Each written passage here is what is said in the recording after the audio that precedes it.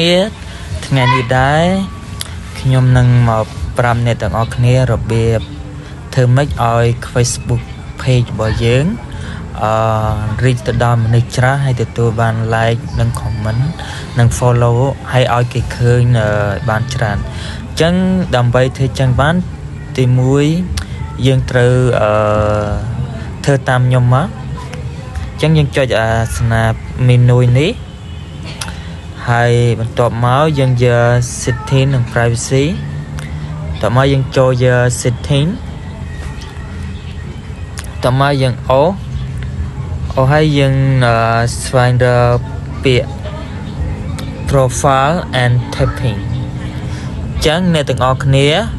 ឃើញនេះ who can see your post profile ចឹងយើង turn ដាក់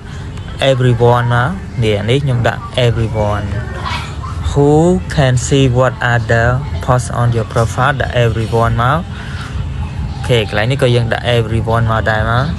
ដាក់ឲ្យ save វាមកកន្លែងនេះក៏ចឹងដែរយើងដាក់ everyone ចឹងកន្លែងនេះយើង review tab at your post before on the Facebook ចឹងប៉ុណ្ណឹងមកយើងអាចធ្វើឲ្យ page របស់យើងមានមើលឃើញបានច្រើនហើយគេអាចនឹង like និង follow របស់យើងបានច្រើនចឹង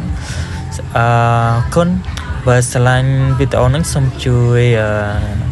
share ហើយនិង like ហើយ comment ផងអរគុណច្រើនជួបគ្នានៅពេលក្រោយ